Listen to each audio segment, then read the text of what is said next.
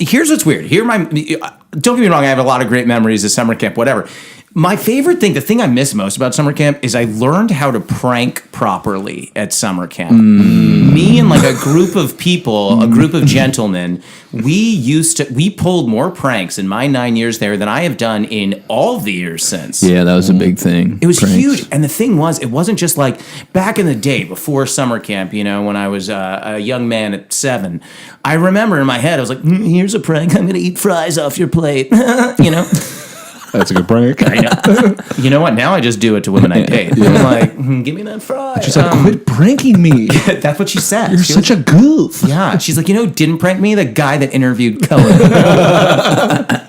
I'm like, well, then go marry him.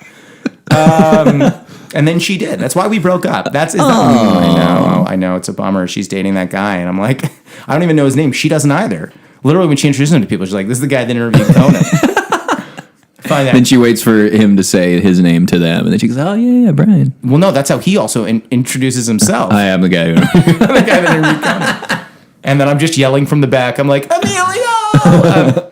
So anyway, no. So that's what I thought pranks were, and then I remember. I mean, it's tough to tell you what the best prank I ever pulled was, but I feel like this is up there. Yeah. Okay, this is in Matopsky's. Let's hear it, Topsky.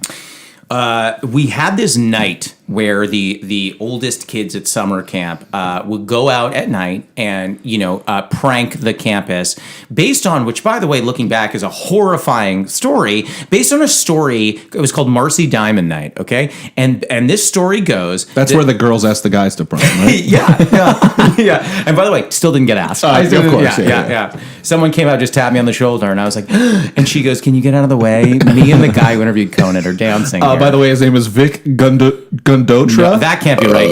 He's the CEO, or not CEO.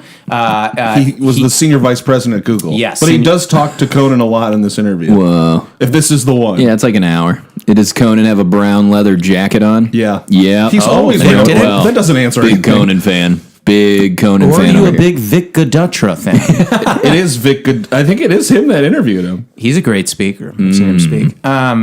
So anyway, Marcy Diamond Night is this night where apparently, according to lore, there was a fire in a cabin, and in the middle of the night, and the counselor's name was Marcy Diamond, and she wakes up and she's trying to get all these kids out, and then at the very last minute, she realizes another kid is still left in there, so she runs in, she gets the kid out, and as she's trying to get out of the bunk is going up in flames so much, she puts her hand out the window to try and get out, and the window shuts on her hand. By the way, these windows are not made of scissors, but the window shuts on her hand, and her hand gets cut off, and she burned in a fire.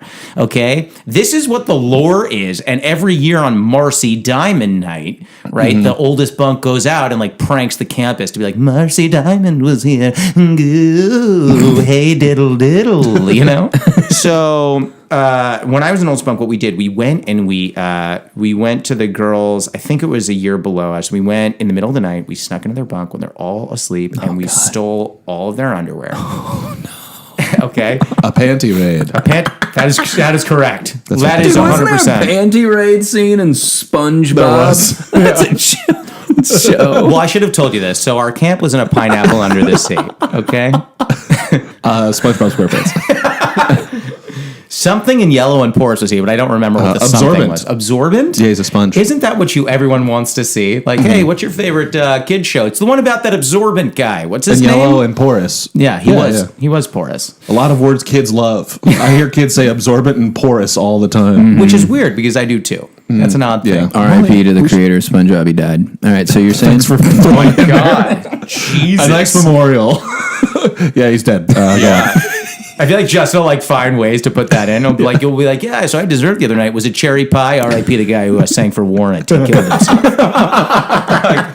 Holy heavens. He's always bringing up Warrant. Yeah. Just like those kids. Kids love Warrant. I know. Isn't that the craziest? There's that animated show called Cherry Pie, all about the band Warrant.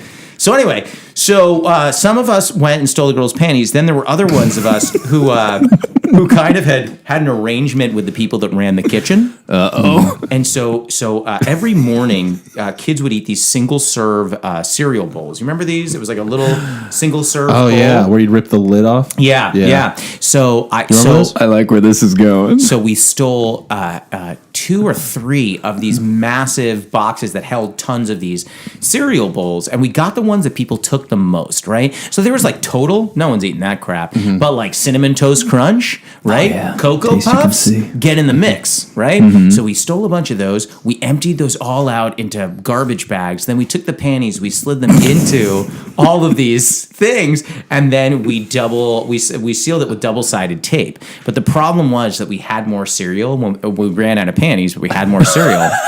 That's always a problem. always running out of panties. I feel like that Too much happens to me cereal, not enough twice panties. a week. The other day I was at work and I was like, all right, I've got cereal and no underwear. Can someone help me out? You always leave with the compliment. You've got plenty of cereal, sweetheart, but you're out of panties. And you just did it in one sentence. No commas. You add a but, transition, conjunction. So we were working. So this wasn't just the guys; it was the girls our year too. So we were like, "What should we do? We're out of panties." And they were like, and they go, "We've got tampons." Oh, God. So what we started doing is we started putting tampons in some of the boxes and put the cereal back in. No. Joe doesn't like this. So then Clean tampons. yes, Okay.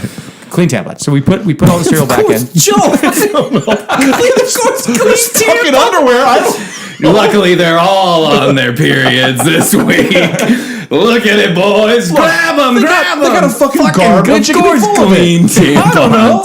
Also, I assume they're going to pour milk in there. And I know what happens when a tampon gets wet. Oh, my God.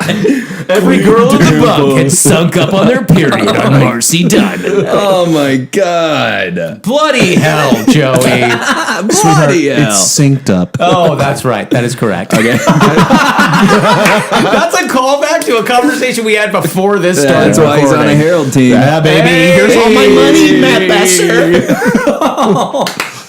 Anyway, so the panties, tampons. Okay, so we do all this, right? So then we take all the boxes of cereal, put it back into this bigger box, put it back into the kitchen. The next morning, where we go, guys and girls went to separate flagpoles to line up in the morning, which, by the way, is a tradition that makes no sense to me. But we're lined up there, and the guy who's running the boys' side at the time is just a total D-bag. And he's like, all right, everyone can go except the oldest bunk. And we're like, what? And he's like, guys, we said keep it clean. We said don't destroy things. We said don't put toilet paper everywhere. You blatantly disobey. And he's just reaming us out, but he has no idea what's about to happen. So he's just reaming us out. And as he's saying this, all of a sudden, a singular scream comes from the dining hall. And then a second, third, fourth. And screams are now coming like there's a stampede happening. And he looks at us and just goes, what did you do? And we all just bolt. And we go, and it is utter chaos. Like everyone, like little kids are pouring cereal, and all of a sudden all the cereal's overflowing because tampons are expanding. Little kids are holding up panties. Like, what is this? Everyone is having a panic attack. The guy who's trying to lead the camp is like, stop opening the cereals. And the kids just can't stop. But all the older people aren't getting it because they're all eating like Total and cornflakes. So none of them are getting it. But all the younger kids are just getting tampons and panties. Oh my God. Wait, what did the guy think you did? We had just like put some toilet paper in trees and stuff, and then like took shaving cream and put it on bunks and like wrote Marcy Diamond. God, the foresight to do a smaller prank to distract from the bigger prank. Yeah, I mean, that's my thing. If I'm going to invite you guys over, I'm not just going to make a main meal. I've got to have sides and an appetizer. Yeah. It's It's the prestige. yeah. Great movie. Exactly. And afterwards, what Hugh we did, Jackman. we pressed a button, we fell into tanks, and we all drowned. You were killing all your twins. Yeah. I'm sorry. Spoiler alert. I don't know if that... We just ruined the Rest prestige. in peace to David Bowie. And SpongeBob guy. Yeah, SpongeBob guy. Wait, was David Bowie Tesla? Yeah. Yeah. True. Got all those bunnies.